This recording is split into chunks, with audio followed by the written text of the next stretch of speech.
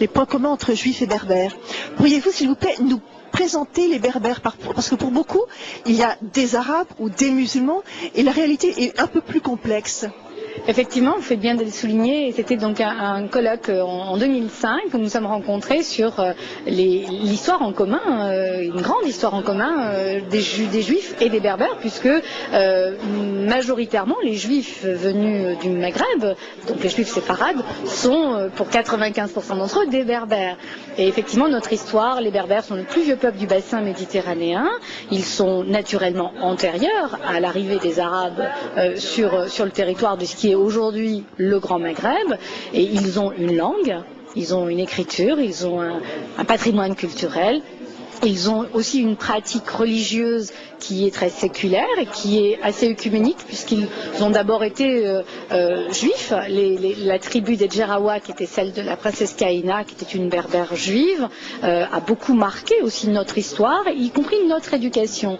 Ensuite, pour des raisons aussi que chacun connaît dans l'histoire, où les juifs ont été persécutés, certains se sont convertis au christianisme, et donc les berbères ont aussi hérité d'un grand penseur, en la personne de Saint Augustin. Donc vous voyez que c'est un peuple extrêmement divers, complexe, et qu'on ne peut pas le réduire d'abord à ce qu'il n'est pas. Les Arabes sont un grand peuple, et je les salue, mais les berbères ne sont pas des Arabes. C'est comme ça, ce n'est pas moi qui le dis, ce sont les livres d'histoire, et ce sont aussi des langues. La langue est un patrimoine extrêmement puissant, la culture transcende beaucoup de choses, et quand on est ensuite un citoyen d'un pays, comme moi je le suis en France, eh bien, avoir une double culture, être berbère, être franco-berbère, ça a du sens. Ça a du sens pour la République française, ça a du sens aussi pour les valeurs qui sont celles que ma communauté et ma mère, mes parents m'ont inculquées, et puis ça a du sens aussi dans l'esprit que je veux développer avec mes concitoyens. Moi qui suis engagée politiquement,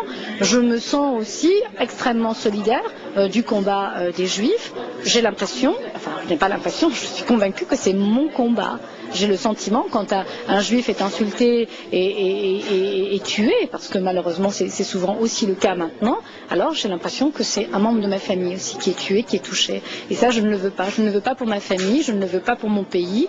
Et c'est aussi l'une des raisons de mon engagement politique. Et pour moi, tout ça a du sens et est extrêmement lié. On ne peut pas être un démocrate, on ne peut pas être berbère, et vous savez, le mot berbère signifie homme libre en réalité, parce que les berbères étaient le premier peuple tout simplement à ne pas avoir d'esclaves, à considérer que c'était assez incongru d'avoir des gens à son service. Et je crois que c'est un vrai message de paix, un vrai message d'amour aussi entre les peuples.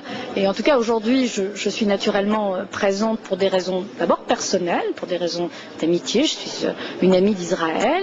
Nous sommes, j'ai oublié de le dire, nous sommes à la Maison France-Israël à Paris pour la soirée spéciale élection israélienne, donc c'est avec un plaisir encore plus grand que nous vous interviewons. J'étais venue déjà il y a 3 ans et je me rappelle de l'ambiance extrêmement chaude qu'il y avait dans cette salle à la victoire du Likoud, effectivement, et d'Ariel Sharon il y a 3 ans. C'était très impressionnant. J'étais déjà là il y a 3 ans, vous voyez, comme quoi je crois qu'il faut un fil d'Ariane aussi dans des convictions, dans des engagements. Je suis là ce soir où il y a beaucoup moins de monde, puisque la droite israélienne a perdu les élections, mais moi j'ai des amis juifs, j'ai des amis israéliens, et je compte bien continuer ce combat parce que je sais que c'est le combat des justes, et moi je veux vraiment être du côté des justes. Je voulais vous demander aussi une question à propos de la dénomination des berbères. On parle aussi des Amazighs. Oui, alors Amazigh est en réalité le terme berbère pour désigner les berbères. Voilà, tout simplement. Amazigh veut dire homme libre comme berbère. C'est la traduction littérale en berbère, avec un alphabet extrêmement complexe, qui a d'ailleurs dans l'histoire été brûlé par les ancêtres des Arabes. Donc vous voyez que chacun a aussi ses plaies dans l'histoire, ses douleurs, et aussi peut-être ce besoin aujourd'hui, devant la montée de l'antisémitisme, devant la montée des extrémismes aussi, compris religieux et islamistes, peut-être aussi la volonté des berbères de dire nous sommes d'abord des Français quand nous sommes Français, et nous sommes berbères.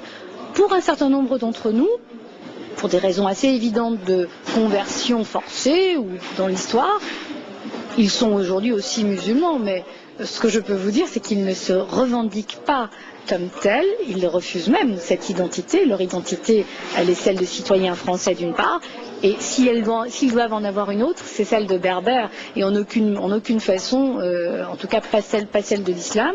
Et quant à réduire l'ensemble des berbères de France à l'islam, ce serait vraiment faire insulte à tous ceux qui ne le sont pas, puisque nous avons encore des chrétiens et des juifs.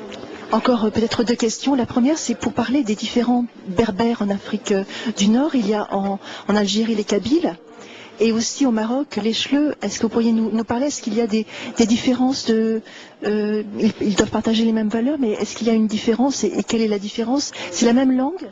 Pas tout à fait. Il y a plusieurs sous-ensembles. Dans les ensembles, les berbères sont le peuple, dénominé par le peuple. Et d'ailleurs, on préfère dire berbère parce que c'est plus rassembleur comme concept, puisque moi je suis d'origine berbère et mes parents sont d'Algérie. Donc la majorité des berbères d'Algérie sont des Kabyles. Donc naturellement, la majorité des berbères de France sont effectivement des Kabyles pour des raisons assez historiques et que l'on connaît à travers l'histoire. Mais il y a naturellement des berbères marocains, des berbères tunisiens. Aujourd'hui, on parle le berbère jusqu'en Espagne et aussi sur l'île de Siwa en Égypte. Donc la langue berbère est parlée par plusieurs dizaines de millions de personnes dans le monde, et ce qui est un miracle pour une langue qui a été dont tout le monde a voulu la destruction absolue en brûlant les livres. Et je crois que ça rappelle des heures sombres à tout le monde, les autodafés. Et c'est un miracle aujourd'hui que l'on parle encore cette langue. Donc il y a plusieurs dialectes. Est-ce que vous avez eu l'occasion de vous rendre déjà en Israël, soit en tant que membre de l'UMP, soit en tant que simple citoyenne? Non, pas encore, mais pour moi c'est un grand moment. Alors je ne sais pas, c'est comme un peu une nuit de noces, on appréhende un petit peu. Je voudrais le faire. Je crois que les conditions optimales ne se sont pas présentées à moi.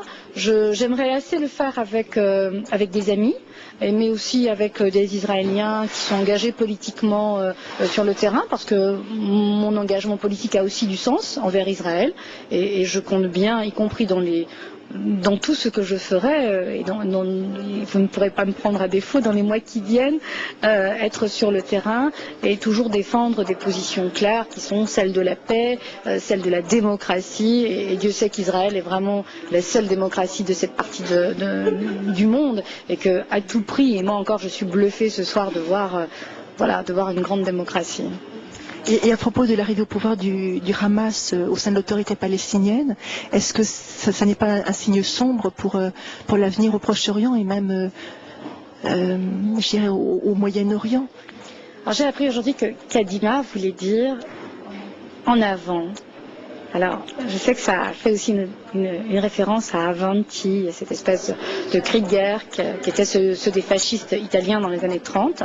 Et je trouve que la société israélienne est vraiment une société extrêmement évoluée, à tout point de vue, qui sait allier la modernité à la tradition, et vraiment un recul sur elle-même, y compris dans la dérision. Et moi, je trouve que c'est ça un grand peuple, c'est ça une vraie démocratie.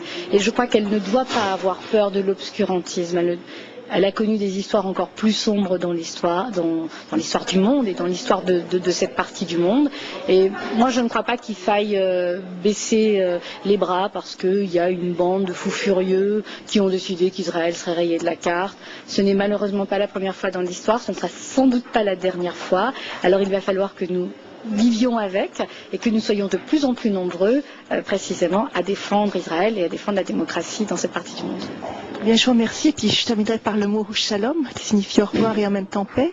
Pourriez-vous nous prononcer quelques phrases en langue kabyle pour que nos lecteurs puissent avoir dans l'oreille la saveur de cette langue? Alors je peux vous dire Azul. Azul signifie aussi shalom. C'est bonjour, et aussi c'est un signe de paix. Je peux aussi vous dire Tenmirt. Tenmirt, ça veut dire Toda. Je crois qu'en hébreu Toda veut dire merci. Voilà, et en tout cas, merci pour votre invitation. C'est moi qui vous remercie, et bonne fin de soirée et puis bonne continuation dans votre vie personnelle et professionnelle. À bientôt, merci.